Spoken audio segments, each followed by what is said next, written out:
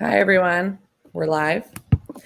Good morning. I just want to introduce myself. I am Kara Hristoforatos, the Senior Co-President of the Salem HSA, and my co-president is on as well. Do you want to say hi, Sue? Hi, everyone. This is Sue Grazer-Weiss. Nice to see all of you. Welcome to our kindergarten Salem reopening plan meeting with Dr. Ferrante and Mr. Scully. So we just want to quickly, before we start the meeting with Dr. Ferrante getting, because that's what everyone really cares to hear about, we just want to quickly say hello and let you know what the HSA is as a kindergarten parents. You may not know. We are the Homeschool Association. Sue and I have children of our own that are in Salem. I have an incoming kindergartner this year.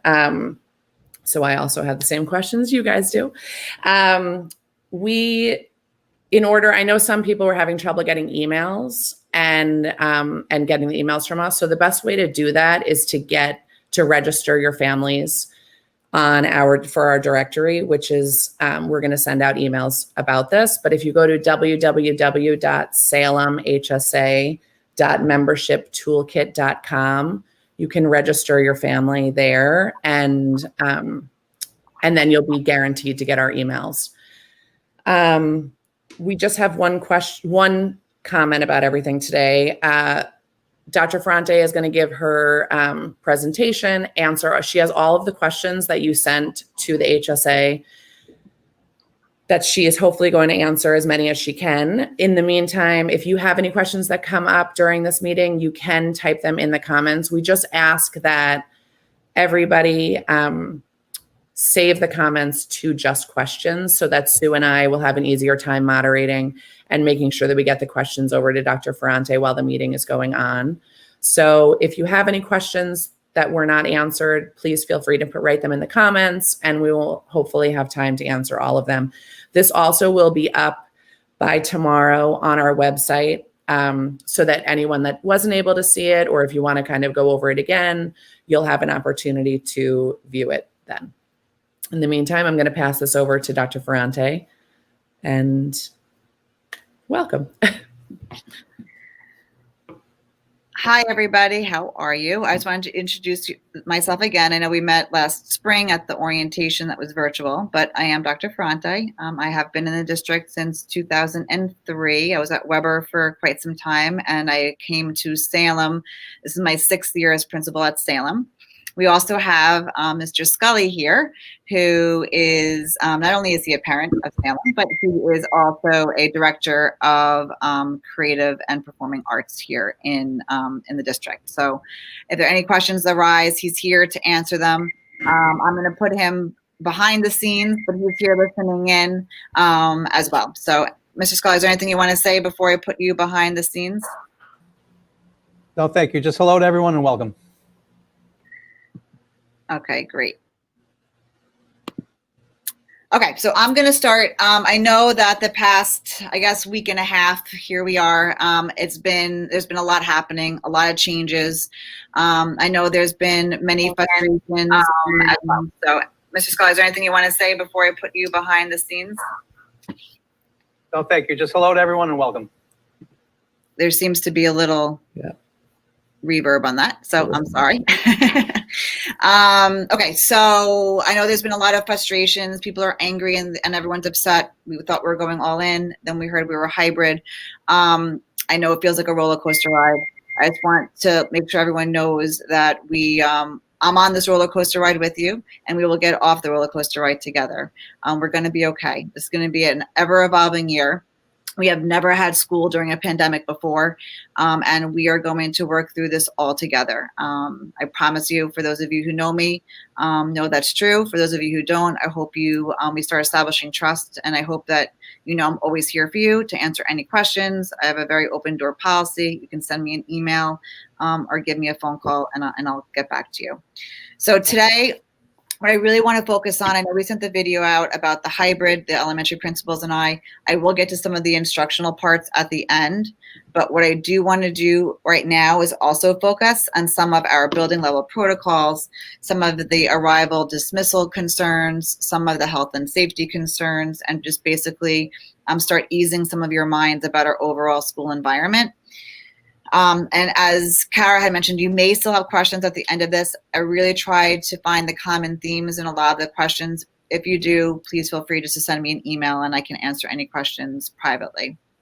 So currently right now, as you know from Dr. Hines' letter on Friday, that the instructional elementary subcommittee is looking at various models and is always going to be assessing. But right now, we are, as of today at 9:38, we are hybrid. And I'll go a little bit more into that, like I said, a little later on.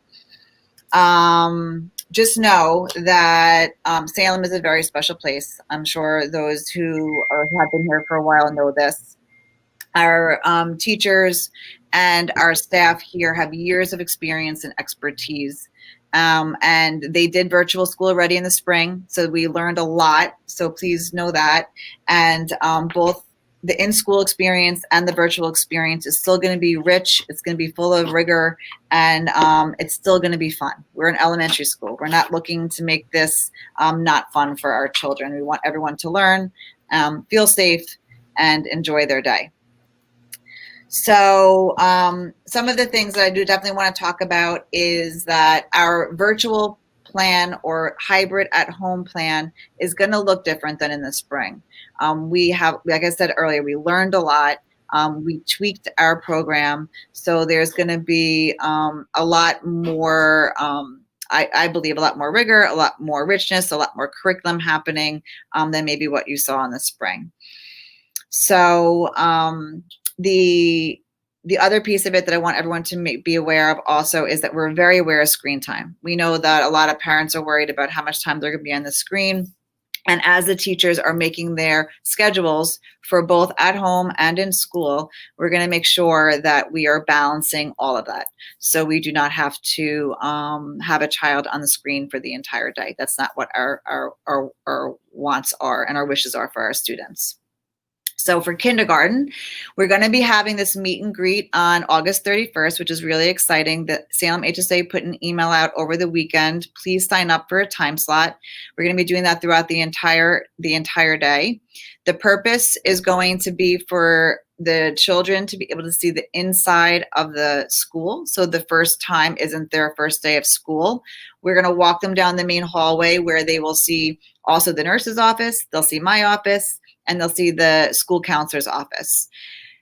Each kindergarten room in our school has a bathroom. So that's wonderful. We don't have to worry about showing them where the bathrooms are. And there's a nice hydration station right outside the kindergarten classrooms also, where they can fill up their bottles of water as they bring that in. So another thing to be on the lookout for that sign up in case you haven't seen that. There's been rumors going around in the kindergarten that we're going to be having the children all on screens the entire time. That is not the case. We are becoming a one-to-one district, meaning that each child will have a device. K1 will have iPads and the 212 will have the Chromebooks. Our expectation is not that children are going to be sitting on the screen all day when they're in school or at home. This is our first year, so we're still learning really how to incorporate the one-to-one devices into our instruction. So just as it's going to be new for you, it's going to be new for many of our teachers. We're giving them professional development and how to incorporate a lot of the iPad use and Chromebook use into the classrooms. But rest assured, it is super important for our little ones to know how to have proper formation of pencil grips, learn how to have proper grip on a scissor, learn how to cut properly, learn how to draw and perfect their craft and their fine motor skills. So there's going to be paper, there's going to be pencils, there's going to be scissors, there's going to be glue sticks. All of those fun supplies you remember having when you were in elementary school, we will be having, and that's not just true for kindergarten, it's true for the upper grades as well. We are going to be delivering the same instruction, but just in a different way, and maybe a little bit more, we have to be a little bit more creative in how we're going to be doing that. We're going to be comforting your little ones. We know that sometimes kindergartners, first graders, and even some of our fifth graders have days where they get a little upset and they cry and they need tender, loving care. And we are going to provide that. We might not be able to hug them. We might not be able to have that same kind of physical interaction, but children pick up on the warmth of the heart. And I promise you, our kindergarten teachers and myself and our staff can definitely help your little ones through any tough moments, even when they fall and maybe get a little scrape, and have them come inside. So I want you to know that we are taking care of all of them. So with that, we think the parent-school partnership is really important. This year more than ever, we really must be together and have a strong partnership. You need to let us know if things are happening at home or in school that you're concerned about. Please email and talk to your teachers like you would normally do, or me. We're here for you. And while we make these plans really based on the needs of the entire school community, there's always going to be times where we need to individualize these plans for your children. And we do that, and we're here for you. So please know that. It is imperative to monitor the health of your children this year. So our new motto is, when in doubt, keep them home. So you have to be taking the temperature of your children every morning. There's going to be 4 questions that you need to answer before you send your children to school. And the district is going to provide you an electronic application or some kind of app that you're going to be getting where you can answer those 4 questions. If you answer yes to any of those questions, you need to keep your child home. There's going to be, I'll be talking a little bit about arrival and dismissal, and it's really important to make sure you adhere to the arrival and dismissal times so we can have a good flow and not have as many children all together during those times. And we want you to know that it's really important for us to build the sense of classroom community. So every morning and every afternoon, your children, whether they're in school, at home, or if you opt into the fully virtual model, they're all going to be together in the beginning and at the end of the day. And that was something that we found that we wanted and we thought was very important. If and when they're at home, whether they're hybrid and at home or whether they're fully virtual at home, it is super important that they're dressed, they're up, they're ready to go at the start of the school day. That morning meeting, whether you're fully virtual or in school or at home hybrid, attendance will be taken that day. So that morning in that meeting. So they need to be on that meet for attendance. They need to have had their breakfast. They need to have eaten. They need to be school ready. I know sometimes in the spring we were a little bit looser about that. And there was dogs that were joining the Google Meets or cats joining the Google Meets, or the children were still in bed and they were eating their breakfast in bed. But we're really trying to get into the mindset that even when you're at home, you're in school and a schedule will be provided. So you'll be able to do that. We're going to be having lunch every day and snacks every day. So make sure that we do that. We're asking the parents, if you can, please have the children bring the lunch. It might be a little easier, especially in the beginning, but if you can't, the food is here. So do not worry about that at all. We suggest sending additional masks in the backpacks in case someone falls off at recess or gets a little wet. You never know what happens. So please make sure you just have additional masks inside their in their backpacks. And remember that especially when you're at home or the virtual fully remote, that the teacher is the master teacher. They know how to best instruct. They know how to best facilitate teaching your children the information. So if you have questions, please feel free to go to them. But remember that they are the main facilitator of the curriculum. And hopefully you'll be able to start building the trust that the educator in the classroom is delivering the material in a certain way, because that's how she's found it to be best done. So I'm going to switch minds now. I'm going to start over to some building level protocols that we came up with. Kara was actually part of that committee, along with some other representation of teachers from Salem, our paraprofessionals from Salem, as well as our technology assistant from Salem, and clerical we had on that. So we had a pretty comprehensive building level protocols for just Salem, where we talked about how arrival, dismissal, lunch recess would all look, particularly at our school. So for arrival, and dismissal, there's going to be a separate letter that's sent to you with all of this information. So do not worry about taking down notes and that you missed anything, but it's going to be staggered, the arrival, where the buses are going to be arriving at Salem approximately around 8:30. You will be receiving a letter from transportation regarding the bus. That's how you find out where your bus stop is and the bus time. It will tell you everything on there. They're going to be walking into a school in a certain designated area, and then they're going directly to their classrooms. All K-5 students are going to come in and go directly to their classrooms. Kindergartners sit in the front of our buses, and they will be escorted to their classrooms by paraprofessionals. We don't expect the kindergartners to make their own way from the bus to the classroom. So we'll have people walking them from the bus right to their classroom. And this is something we do every year. If you're choosing not to send your child on a bus and you are doing a car drop-off, that car drop-off happens in this little circle right by the flag. And you would have to come around the circle, pull all the way up to the front, and then your child gets out of the car.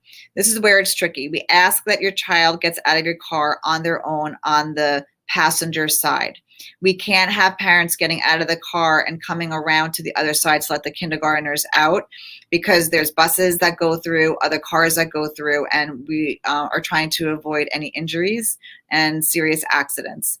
So the child, your 5-year-old or 6-year-old does have to get out of the car by themselves. You can help navigate maybe from inside the car, helping them get out of their seatbelts and opening the door. And there will be a paraprofessional outside on the sidewalk greeting your children. And the same thing, you will be going into the school, being escorted, the kindergartners, directly to their classrooms. For those of you who are returning parents, we are changing the door. All car drop-offs will be entering the main door, which is where normally the visitors and parents sign in. But this year, we're going to be having them come in that door. Walkers are going, and for car drop-offs, I apologize, there are going to be staggered times that will be in the letter that's going to be sent home to you. The two times one will be 8:30 and one will be 8:45. So there'll be two different times starting. Walkers are going to all be asked to come at 8:45 this year. So we will still have the Cliffway door open. That was a question, I know, and we will still have the front opened. So we're going to have them walk in the other door, the handicap ramp door for the walkers. Paras are going to be throughout the hallway enforcing 6 feet distancing also. So in case there's some upperclassmen mixed in the hallways, they'll be there enforcing it. We've decided that one of our mantras this year, in order to be able to enforce the 6 feet social distancing, we're all going to be ordering pool noodles, so 6-foot pool noodles that we have during the summertime, and that's going to be our language. We don't want to be punitive, but we want to still be enforcing social language, so we're going to have a pool noodle theme that says pool noodle distance, and we're going to teach them all that on the first day of school. So during dismissal, during the end of the day, we're going to be starting about 20 minutes earlier. Dismissal is going to start at 2:30 instead of 2:50. That also will be staggered. Car pickup is going to remain the same procedure where you pull into that small circle. There'll be someone taking down your name, and the children will be waiting inside the hallways 6 feet apart. We're going to be putting little dots on the hallway floors where they can sit. And we will escort your child outside to the car. There's going to be a change more so in the walkers. Traditionally, what we have used to do, not kindergartens, but we used to allow some of the upperclassmen to walk out without having a parent there, or even walk their younger siblings out without a parent there. That's not going to happen. So if you are a parent and you have a fifth grader, your fifth grader is no longer going to be able to walk your child to you. Every adult has to come to the door. There's not going to be a signing out, so we can avoid the pen and the congregating, but you'll give your name to the aide there, and your children will be waiting in the hallway, again, 6 feet apart, and we will have the child come to the door. The dismissal forms will be sent to you shortly, and we'll ask you to get those back to us as soon as possible. For lunch and recess, so all lunch is going to be served in the classrooms. So the classrooms that they're in, that's where they're going to stay for their lunch period. If they are buying lunch, we're going to have the lunches delivered to the classrooms by paras. We'll take their lunch order in the morning, and then that will be prepared and it will be sent up to the classrooms for lunchtime. And they'll have a half an hour for lunch, and then for recess, they'll have a half an hour for recess. Recess will be outside, and this is true for me during normal years. I send them out. So make sure in the winter times they have gloves and they have scarves and they have hats and they have jackets, because they go out a lot. I just feel like it's a healthier place for them to be, just socially and emotionally and for physical reasons. So they will be out again. We have dedicated 4 different spaces outside for recess. They will remain with their class during recess. Again, social distancing will be enforced. They do have to wear their masks during recess. And there's a whole bunch of different games that our committee started thinking about to help them during this time period. So I'm not going to read through all of them, but just to give you an idea, if one station is in the basketball court by the playground, the children can play hopscotch or bring bags of chalk. They could, if they stay and remain in the pods, they could potentially play soccer together and kick a ball to one another. There's another station which is by the blacktop. They can have jump ropes. They can play shadow tag instead of playing regular tag. Of course, that might have to be on a sunny day, not a cloudy day. But we have a whole bunch of different types of outdoor recess and indoor recess games that they could play. If for some reason it's raining or snowing and we can't go outside, it will be indoor recess. We are allowing children to bring small toys to school so they could play with those at their desks while they're in school. Let me see. The playgrounds will be cleaned at the end of the day. In between, when they come back in from outside, we are going to be asking them to wash their hands or use the hand sanitizers as they walk into the classrooms to make sure that everything is clean. We were going to be encouraging all students to use the bathrooms during lunchtime, and then during recess, it will be for emergencies only. Now, talking about bathrooms.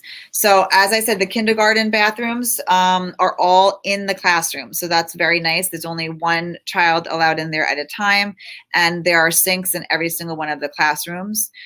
We are looking potentially to get portable sinks, because some of the sinks are a little bit harder for the children to use. But if we don't get that, the children in kindergarten classroom can be escorted down to the cafeteria by an aide in order to wash their hands on the sinks that have the foot pedals versus the hand pedals. For this year, one of the protocols that there are not, as of right now, and this is going to be reevaluated as the year goes on, there's not going to be parent visitors or special programs that have outside visitors right now. So we're not going to be having classroom celebrations. We won't be having special guests in the classrooms for special readers. Hopefully, as we move along, that will ease up. We're keeping our fingers crossed that we'll be able to get through this pandemic, and at some point this year, be able to have some special events and have parents in. In addition to inside instructional spaces, we also have dedicated outdoor learning spaces. So we have looked at our school property and have indicated that there are certain areas where teachers can bring their children outside for learning. So that will be another time where they can be outside. So with that being said, I ask you, especially if you have children with fair skin, to make sure that you apply sunblock in the morning. It's really important because they're going to be outside, especially in September and October, probably for a little bit more than usual. So apply that sunblock so they don't come home with children that are burned. You can bring in hats. They can wear them when we go outside. They can have baseball caps if they like to wear that too. masks. So I know masks have been it was a lot of questions that I read through. There's a lot of questions about masks. So if you haven't started already getting the children used to wearing masks, I urge you to do that over our next week or so for longer periods of time. People have been asking what types of masks. So we're just asking that you wear a mask that the air can't get through it. So I'm sure you've seen it probably on Facebook. It's all over social media, that traditional candle test. If you can blow out a candle with your mask, then the mask is not good. So as long as you're able not to blow out a candle through your mask, you can wear them. You can bring them. It could be the gaiters, as long as they're thick enough and they're not blowing through it. It can be regular masks. So please make sure you have your child wear the mask coverings. Families are saying and asking that if for some reason that a family is uncomfortable with the child taking a mask break, can they opt out of the mask breaks? Absolutely. If you want your child never to take off their mask other than to eat, that is fine. We are providing a mask break, an official mask break. And then if the teachers feel like the children need a little mask break in between here and there, we will individualize that as that goes along. Our official mask breaks are not going to be more than 10 minutes, just so we align with the exposure time. So we will be making sure to provide them opportunities for mask breaks. Also at recess, they will be required to wear masks at recess. As of right now, we do not have any medically exempt children. I know that can't come up, that if there are children in the classroom that are medically exempt and not wearing masks, what does that mean and look like? But for right now, across elementary school, we do not have that. Okay, I'm going to be shifting now to some health and safety questions that I'd asked. There were people who were wanting to know what the cleaning protocols were. So the Buildings and Grounds Department revised their cleaning procedures for COVID. So what they're going to be doing is at the start of each school day, the custodial crews at each building are going to clean and disinfect all points of entry for students and staff. That includes wiping down of all doors, handles, hardware, handrails, and other high-touch surfaces. Throughout the school day, custodial staff will be touring the buildings and continue to disinfect surfaces. They're going to be doing the classroom door handles, drinking fountains, and other points of contact. We are not allowing children to use water fountains this year. We will be able to allow them to use the hydration stations, which are non-touch censored stations where they can fill up their water bottles. They're going to be cleaning the classrooms after lunch. So they'll be disinfecting and cleaning all of the desks after they eat. And they're going to be going into the restrooms periodically throughout the day to ensure that they're properly sanitized and well stocked with the hand washing supplies for everybody. I'm trying to see what else. And then at nighttime, we are doing, before nighttime, at dismissal time, they're going to repeat the process again about all exit points. So the students and staff are all going through clean areas. And they are going to be installing additional hand sanitizer dispensers throughout the building. Salem is going to be getting 10, so we'll be putting them throughout the building where the children can use the hand sanitizing stations. Children are allowed to bring in their own hand sanitizers, keep it in their backpacks. They can use it in the classroom, so that's not a problem, as long as the teacher supervises it. We wouldn't let children run around with them at recess, but as they come back into the classroom, they can use the hand sanitizing stations or their personal hand sanitizers in the classrooms. Nighttime procedures, they are going to be doing a comprehensive cleaning each night. They're going to be making sure the desktops are cleaned and disinfected. Restrooms are cleaned with the Hydroxid Pro, and they're going to be making sure the restrooms are also disinfected besides just cleaned. And much more. The list it's a pretty extensive list what they have to do. So they're going to be very busy. At nighttime, nightly, they're going to be doing what we call fogging.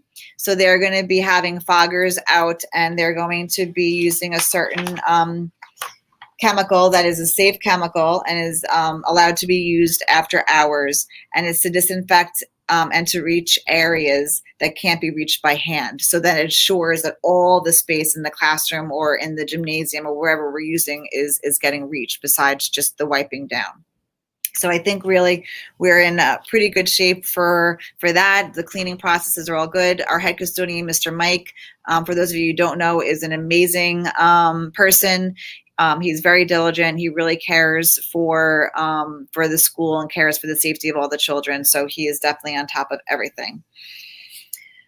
So a little bit more about health. All children, as I mentioned, are going to be wearing masks at all times. Our ventilation systems are all working in order. Buildings and Grounds went through every single school to make sure that our ventilation system is in working order, which it is. On top of that, the district has decided to purchase these portable HEPA filters for other areas. So every classroom is going to have a portable HEPA filter, including the large space. We ordered larger HEPA filters for the gymnasium and the cafeterias, though.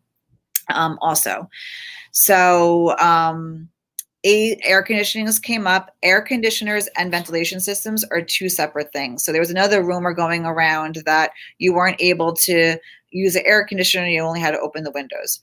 So not every room is equipped with an air conditioner. Air conditioners are only in rooms that there is a medical reason for either a student or for a teacher. In those rooms that do have air conditioners, you're able to have the air conditioner running, like I said, because the ventilation system and the AC are two different systems. Windows can be open, doors can be open to increase ventilation. We're not able at this point to use fans and or the hand dryers in the bathrooms. Those are two things we're not using right now as a district.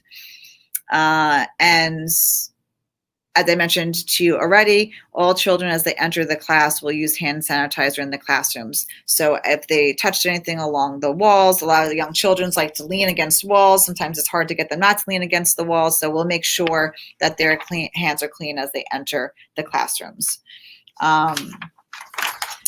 Another big question was the tracing and the testing. So I'm going to touch upon a little bit of this. So health screening really begins at home. It begins with you.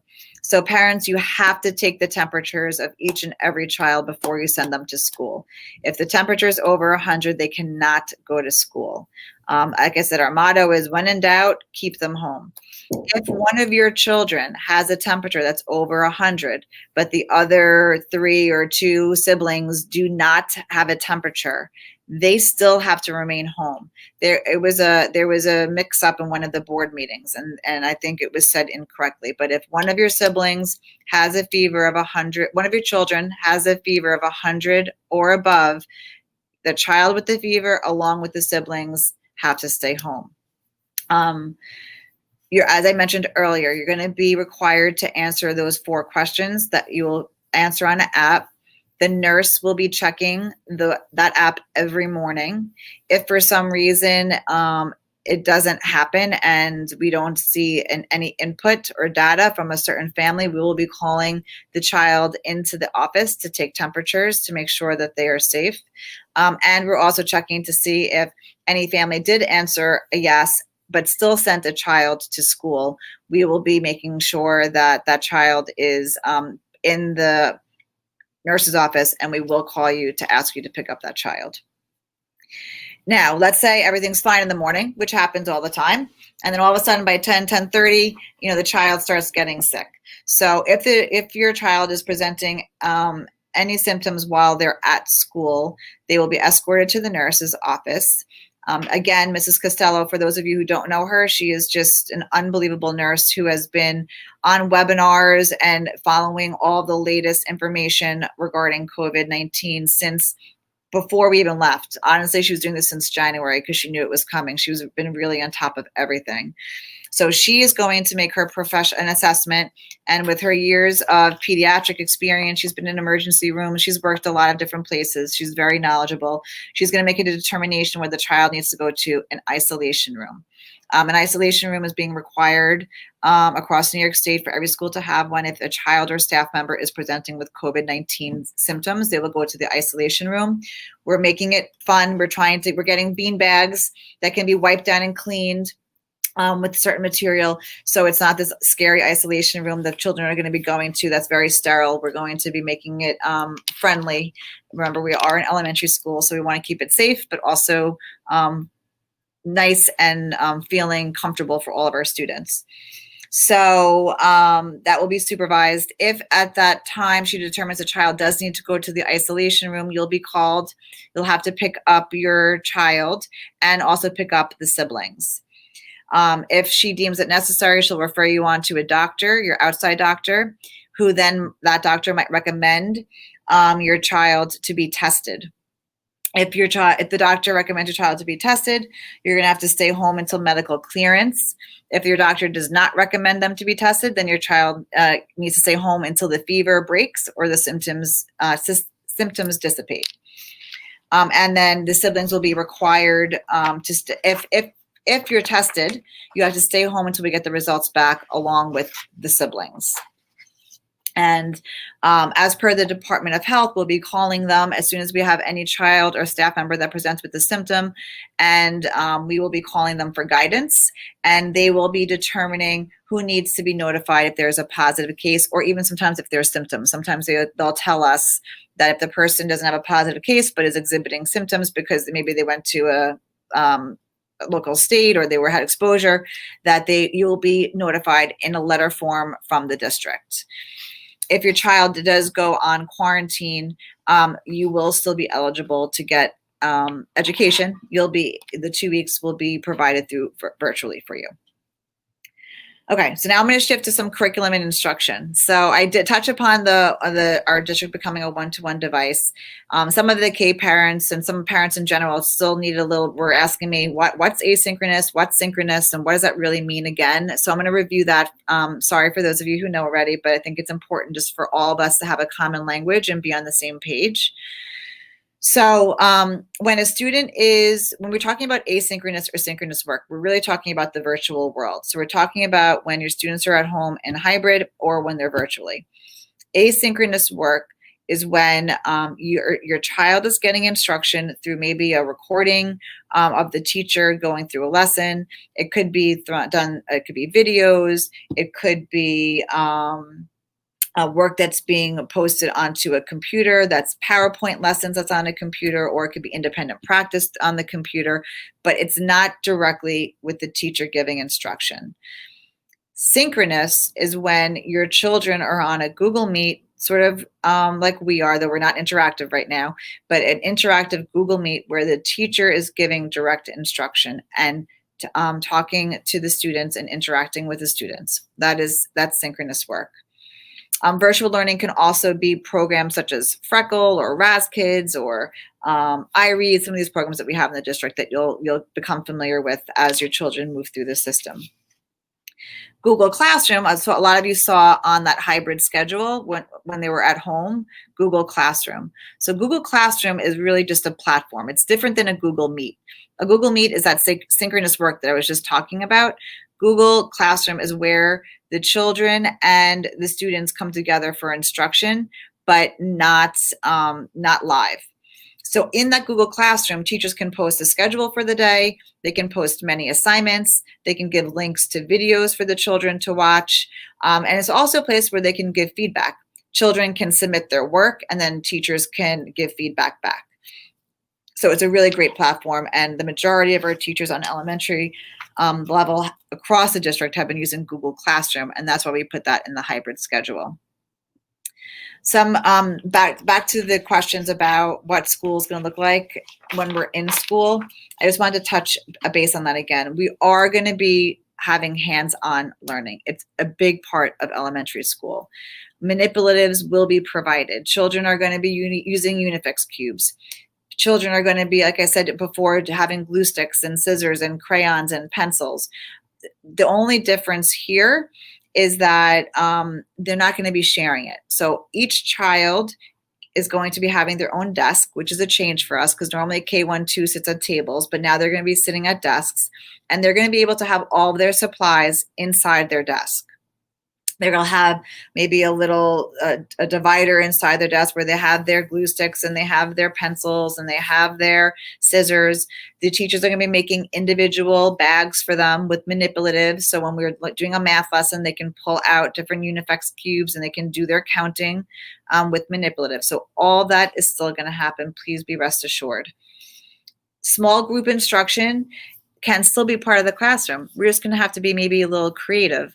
So I was thinking about reading groups the other day, and a teacher can be in the classroom and be connecting students who are at home and who are in school in small group instruction virtually. Now, this might not happen, especially in the beginning of K. It might happen towards the end of kindergarten, but there's definitely creative ways that we can do this.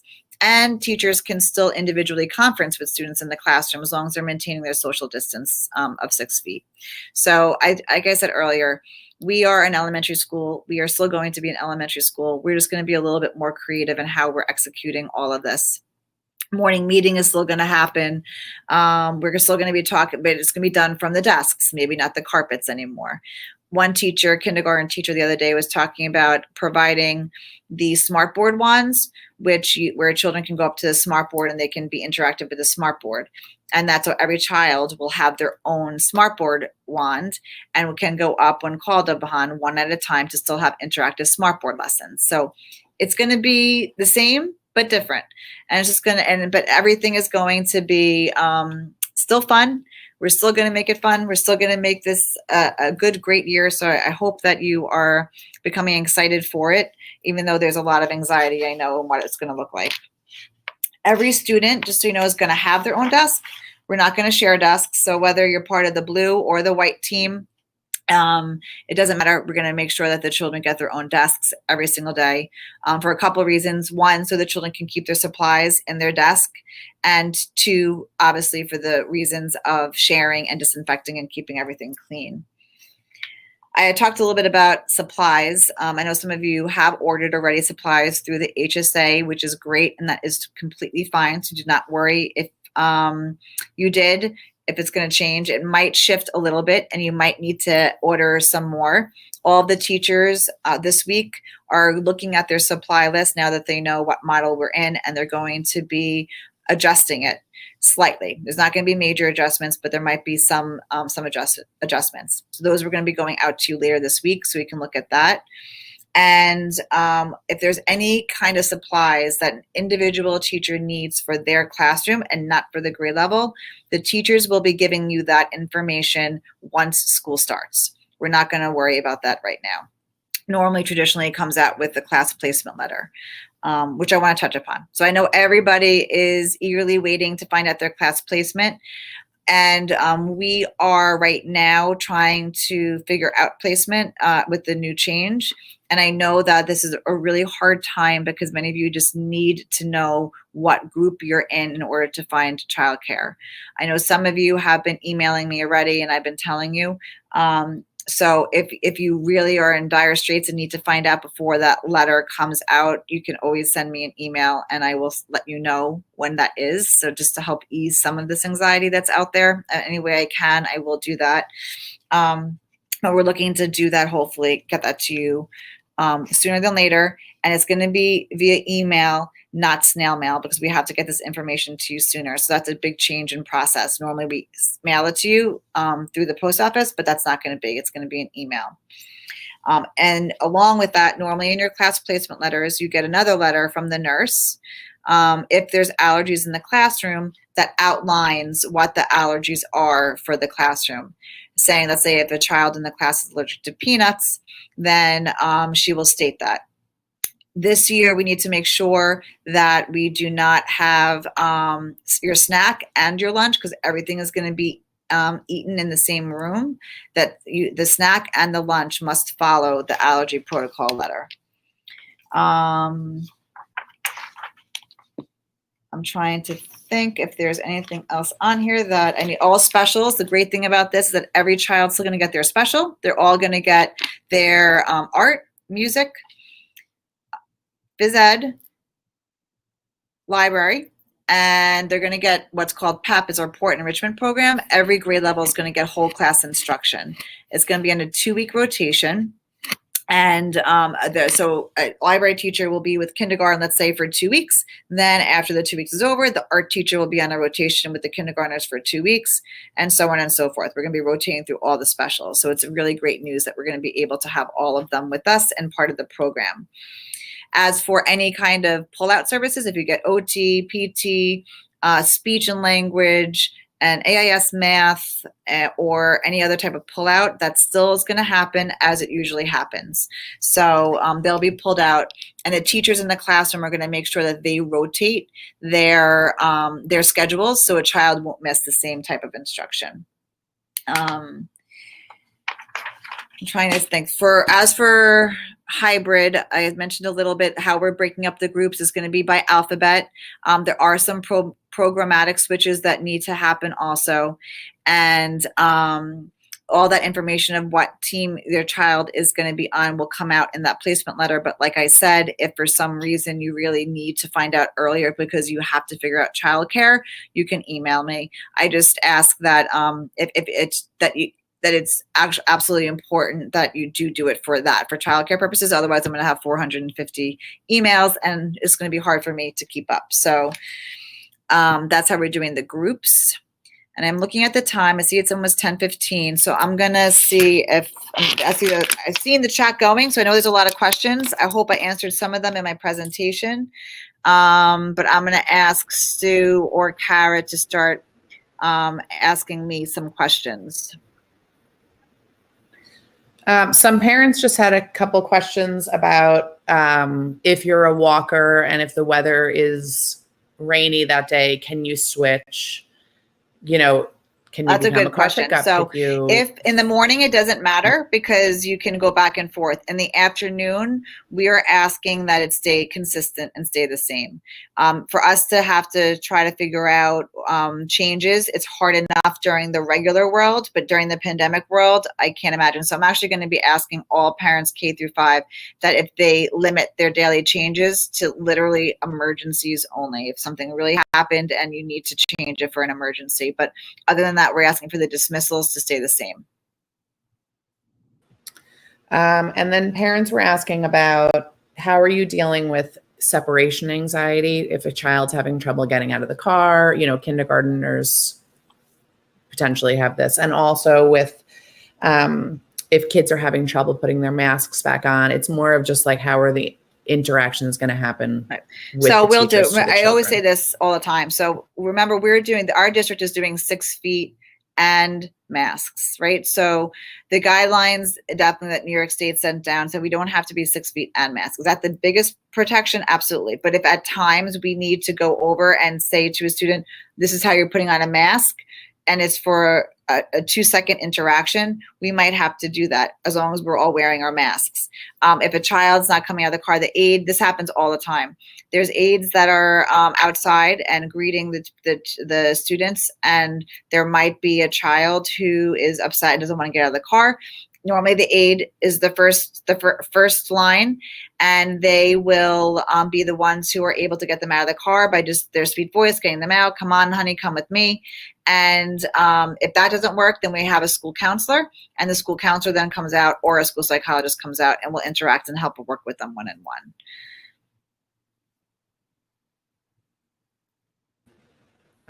Will siblings be be sitting together while they're waiting for a car pickup, or is it all individual? The families will be put together.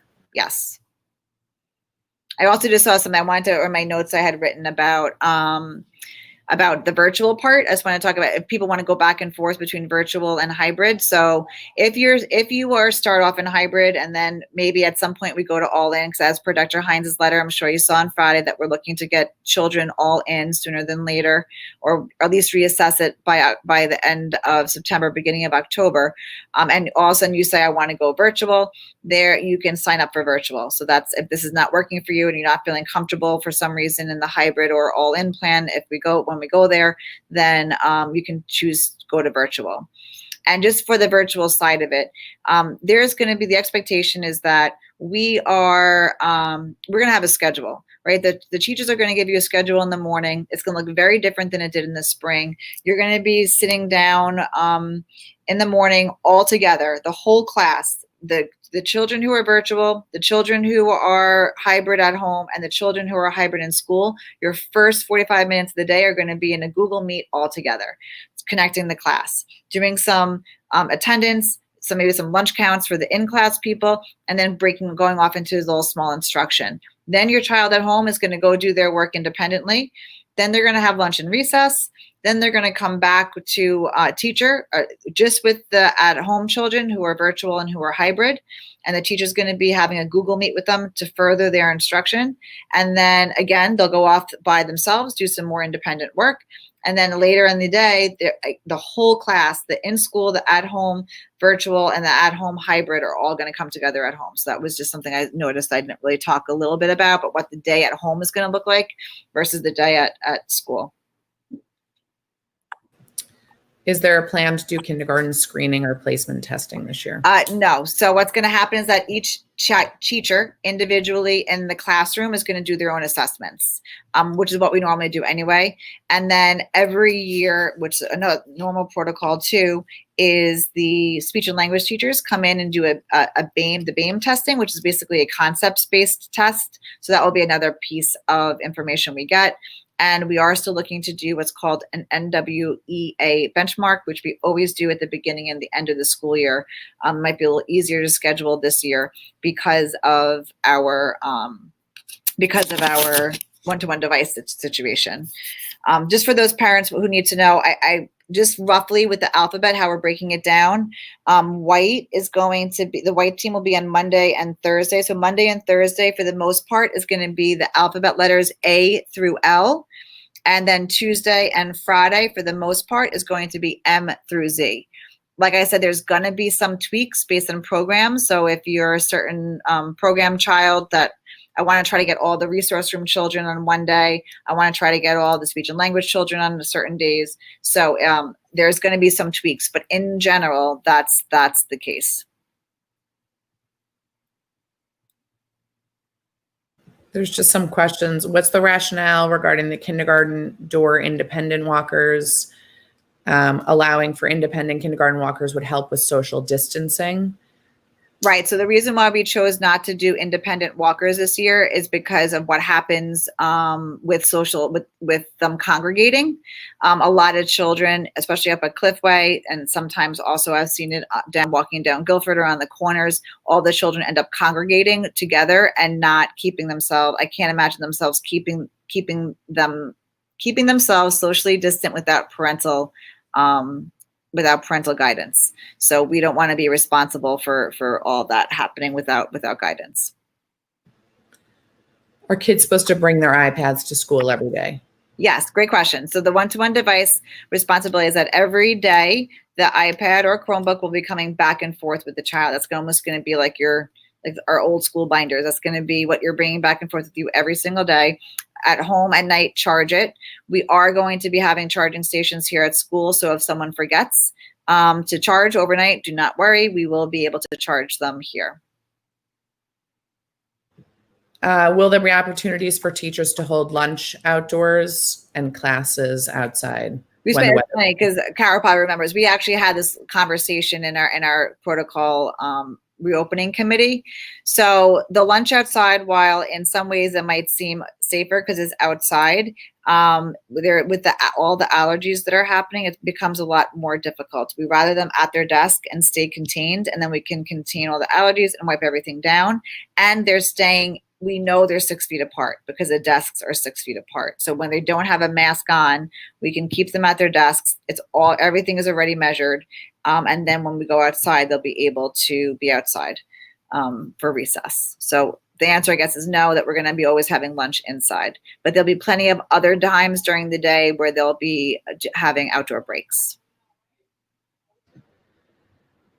What if the special service is supposed to be push in versus pull out? Is that allowed?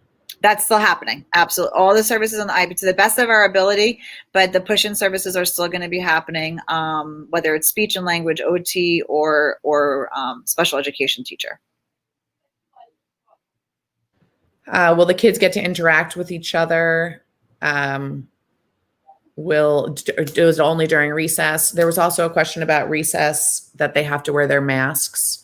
So Do they have to wear their masks during recess? And what's the rationale behind that? Wait, repeat that question. I'm sorry, Kara, I missed it. Sorry. How will the kids interact with each other during the class, or will it only be at recess? And there was also another question about wearing masks during recess. Do they have to wear their masks during recess? Okay. Yep, they have to wear their masks during recess.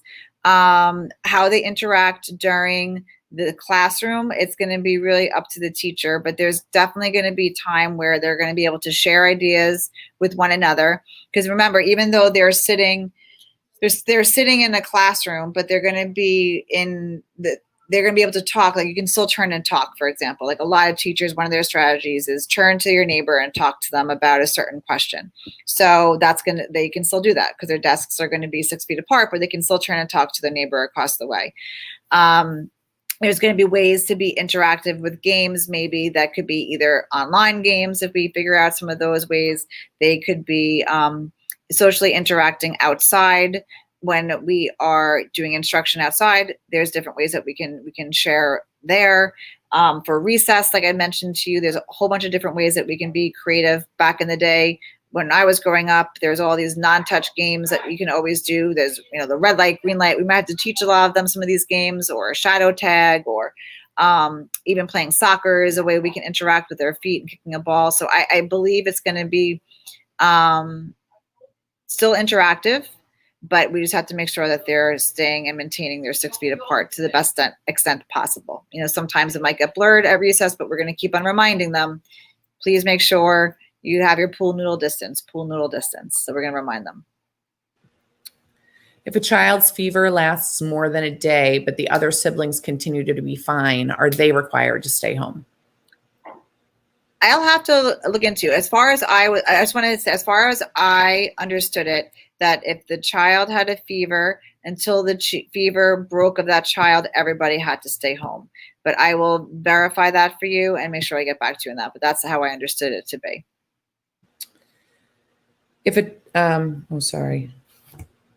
Will lesson plans be posted in advance of virtual days so parents can prepare? And what's the level of involvement needed for parents on those days, on the virtual days? Okay. So the schedules are going to be, I have to say, it really depends on the grade level. Last year, what kindergarten did was send it out for the entire week. This year, it might be a little different, I'm thinking, because it's probably going to be a daily schedule. But I think that will evolve as it goes. But for right now, how we're suggesting is that it would be a daily schedule in the morning. It's going to be continual learning. So let's say that in school children are learning how to form the letter A and they're working on it. Then maybe the children at home also have been we're also working on how to form the letter A by printing a worksheet and doing it at home. Or maybe the letter at home, they're cutting out magazines with objects that start with the letter A, and in school they're learning how to form the letter A. So it's going to be this consistent, continual learning. At home, parents are probably in the beginning going to have to try to help the students get on the iPads. I'm sure as we move through this, it's going to be a little bit easier. I anticipate that the teachers, once we give the iPads out in the beginning of school and the first day that they're here, we're going to say, okay, now let's practice together. Let's turn on our iPads together, even when we're in school. Let's practice how to mute. Let's practice how to unmute. So when they are at home, it becomes easier and we can foster the independence. But I would think in the beginning that, especially for the K parents and probably for the first grade parents, there's going to be a certain level of assistance. But I would hope that as the year goes on, there'll be more and more independence. We'll teach them if there's ways that they need to input work or submit work. The teachers will teach them how to do that. A lot of the kindergarten and first grade parents were looking at a platform called Seesaw, where the young children it's very easy for them to submit their own work and their own recordings. Half of them know how to take pictures and how to video themselves already, even at 5 and 6. So there was other ways that we can do that. So I think in the beginning, expect a little bit more, and then you'll see this gradual release where you'll be able to step back a lot. A lot of kindergarten is centers and play. How will they incorporate that in the classroom? So I can't, I don't want to speak for individual teachers and what their plans are. And I think the open house is probably going to be the best time to do this, and they'll incorporate. This is why we are not having open house next week, and we're going to wait until probably the 3rd or 4th week of September. Because they're going to have to be shifting also. So we're not going to be able to have a center where the children are playing blocks together, but it doesn't mean that we can't have centers where they're able to still share and turn take. So that will be further described in the individual open houses, because each teacher might do something very different, and I don't want to speak for each individual teacher.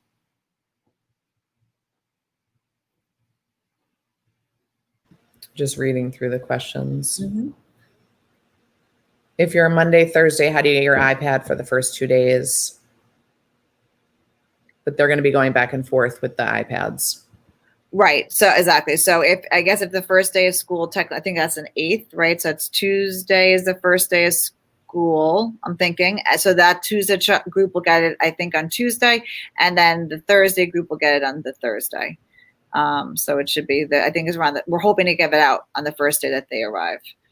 I did see something quickly when I was looking about how is the virtual going to interact with teachers and communicate two-way if it's the live streaming. I just want to touch upon that. So every student who is of a parent who chooses fully remote, they're going to have one day where they're going to be following the in-school schedule where they are listening in.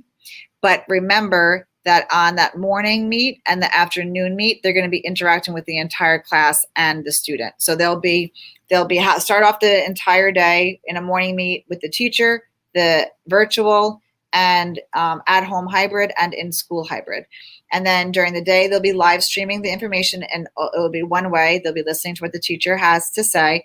And then at the end of the day, there's going to be that same feature where the whole class is together. The next day, the fully remote children are going to be following the hybrid at home schedule. So again, they'll have that morning and that afternoon with the whole class instruction with the teacher. And then the middle of the day, they're going to be getting the Google Meet with the at home hybrid and fully remote students. So I just wanted to go over that again.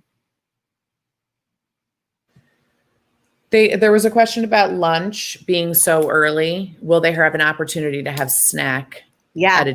Yes. So I don't know. I haven't figured out the schedule just yet, the master schedule, but lunches are going to be running from 10:30, starting at 10:30 and ending at 1:30. So it's going to be a big gamut. But if you have the early lunch at 10:30, then the snack will be in the afternoon, and vice versa. If you have, let's say, a 1:30 lunch, then you'll have a snack in the morning.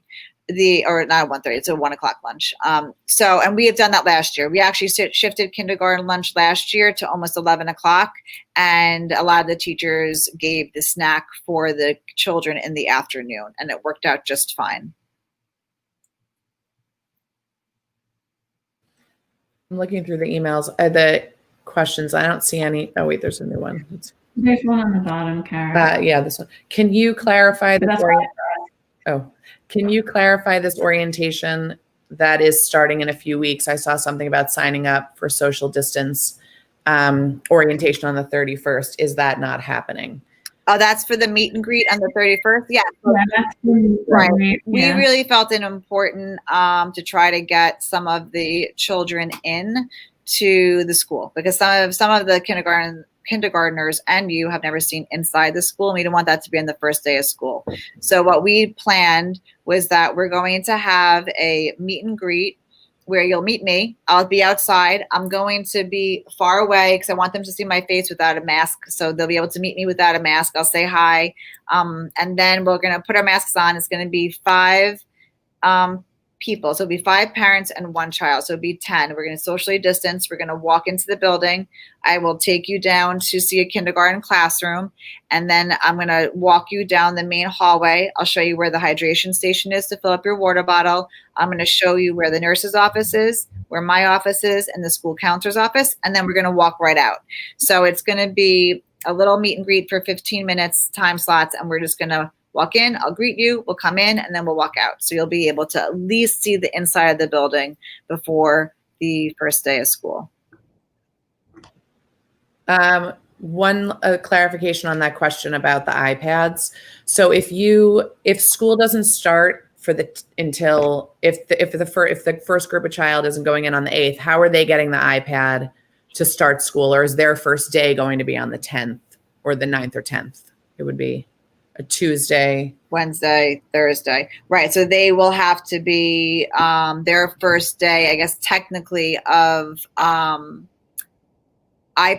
their iPad would be on the 10th, but I would hope that they would still be able to use the device at home to jump on a Google Meet on the other day, on the Tuesday. Is that what you're saying? Because if they don't have, so if the parents don't have an iPad, right, they wouldn't have the school iPad on the technically first day of school, which Right. is the 8th, if they don't start until the next day. right, So will there be something coming home to have parents log on so Right. that the kids know how to log on for the first day of school? right. They'd be able to still meet their students on the first day of school, but it wouldn't be on the district issued iPad.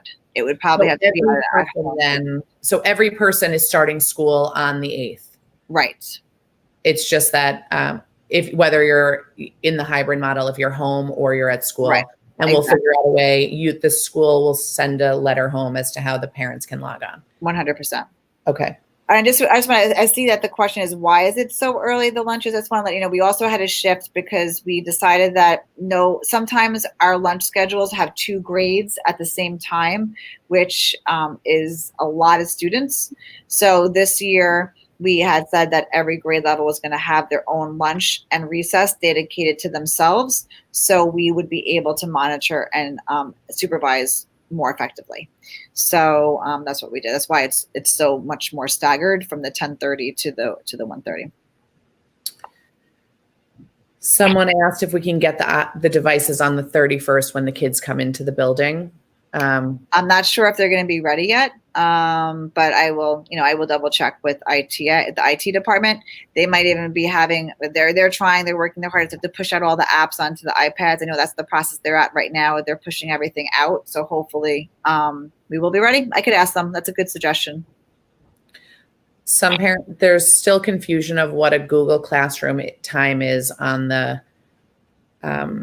schedules. Is that a Google Meet? Or is it just assignments? Okay, so there's 2 different things. There's a Google Meet and there's a Google Classroom. The Google Meet is when you're live with the teacher in a meeting room where they're going to be providing direct instruction and conversation. The Google Classroom is really that asynchronous instruction that I was talking about earlier. So that can look different. It could be where they have pre-recorded themselves, a teacher, and are giving a lesson through a pre-recorded session. It could be a PowerPoint. It could be a link to a video. It could be independent work that they're doing on their own. But Google Classroom really means asynchronous instruction. Whenever you see that on the schedule, a Google Meet is when they're actually with their teacher and it's synchronous. I know that we're going over the time. I don't know if you want to take any more questions or how you want to. Yeah, there's a couple more. I can take a couple more, and then people can email me if they want. Okay. There's a question about how do people that opted for all virtual, how are they getting their devices? That is a very good question. I don't know yet. I'm not sure. I'll ask the IT department about what's going to happen for that. I would assume that there'd probably be a pickup location and they would be getting it that way. But I will find out for you. You suggested children bring lunch instead of ordering lunch. I think it would help. Like I said, if for some reason, and especially in the beginning, and we say this usually for kindergartners anyway, that it becomes a lot for them to order, but they can order. You're going to get a menu. You'll see. You can pick and choose what you want. Make sure you definitely, for kindergartners too, make sure you definitely indicate or have a conversation with your child ahead of time of what's on the menu and what they want. So if they are taking the lunch orders the next day, they know sort of in their mind what they're ordering. I'm ordering the grilled cheese today, or I'm ordering the breakfast for lunch today. But you don't have to. It was just a suggestion that it might help us out a little bit and help the children out a little bit in the beginning, especially to try to get through the transitions. But definitely, if you are going to order, make sure you have that conversation ahead of time and with them. And then also another quick note for kindergarten parents, and to help the teachers. If you put an L or an S on the bags, or if you have some kind of indication what's the snack and what's the lunch, sometimes the kids get confused and they want to eat their lunch with their snack, and everything is so healthy. So sometimes it's hard to tell what is lunch and snack these days. So definitely indicate which one is which. For the days the kids are home, I'm sorry, that's the wrong question. How different will the assignments be from class to class, team to team? I can't answer that, honestly. I'm not sure. Last year when we were virtual, the majority of the grades really came together and worked together, and they were right in sync. Usually in a regular world, there are differences between the different classrooms, and each classroom has a different culture. Each classroom has different assignments. So I don't know what's going to happen. Maybe it'll be a combination of both, but that's going to be an evolving answer as the year starts. How will school breakfast be handled? Every child is still able to come in and have breakfast. We are going to set up cafeteria tables for breakfast, 6 feet apart, socially distanced. So if your child still wants breakfast, they can do that. Are you encouraging parents or caregivers to drive versus take the bus? Can the bus accommodate the normal amount of students? So Mary Callahan in one of her board meetings had stated that it was going to be 22 children on the bus. So they're adding more buses to the routes to accommodate the 22, which is much less. We can fit up to almost like 60 something children on a bus. So, and whichever you feel most comfortable, that's really a family decision if you want to drive or walk or send the children on the bus. But we are reducing the amount of children, even by, I think, more than they suggested, just to ensure that we can properly socially distance on the bus. And I did see as a question, but I don't know how ordering lunch really works. So I guess for the kindergarten parents, I'm just going to go over that because many of you might not know that as first timers. So every morning, the teacher asks the children what they want to eat. They'll put up, like, there's option 1 could be a hamburger, option 2 could be a sandwich, option 3 could be something else. The menus are all given to the parents so they know ahead of time, and you can have that conversation. The teacher that morning, or the para, an aide in the room that morning, will take the lunch count, and then that's given to the cafeteria staff, where they then make whatever they need to for food-wise. And this year only will be delivered to the classroom. So then once we get the lunch count, the para will go get the food from the lunch and deliver it on a cart. So it's a little different this year than other years. How will you even the days of school if holidays fall on Mondays mostly? We looked at that, and actually at the end of the day, it works out. It's not so bad. So it's all good. We definitely looked into that because that was definitely a concern. I don't have the exact numbers on me, but it evens out. How are kids at home able to see and interact with the kids in the classroom and vice versa during the morning and afternoon meetings? Is there a big screen in the classroom? Oh, they have their one-to-one devices. So they'll be on their Google Meets with their earbuds and earpods right at their desks. Or you can do it through a Google Meet, but if you do it if it's projected on the smart board, you're not going to be able to interact as much because we don't have the device, the audio device to do that from the smart board. But that could be another way. But from the one-to-one devices on the computer screen, on their individual devices. There's questions about how people can get on email on the mailing list, because I know that was a problem. And Sue and I are not able to type on the chat right now, which is why we didn't write it back. But the website is www.salemhsa.membershiptoolkit.com. And if you go on there, you will also have, you'll see the link to sign up for the August 31st date. And then you can register your family on that. And once you register your family, you're automatically in our list. We do apologize. I know some families weren't getting the emails from us. We just are getting the emails that we had gotten in the beginning of the summer and uploaded them to our website. Up to our platform. We changed platforms this year. So there's a little bit of confusion with that. And then also if people registered late or if their emails didn't get through to us, that's why we don't have your emails as the HSA. But if you register your family on that, you will be guaranteed to get that. And I know right now thank you for putting the website, because I know right now at portnet.org, it's linking to our old website. They haven't changed that one yet. So that's where you're not able to get onto the website. But now you see that it's on the bottom. Dr. Ferrante just put it on for us. If you click on that, you can register, and then you can be guaranteed to get the emails from us.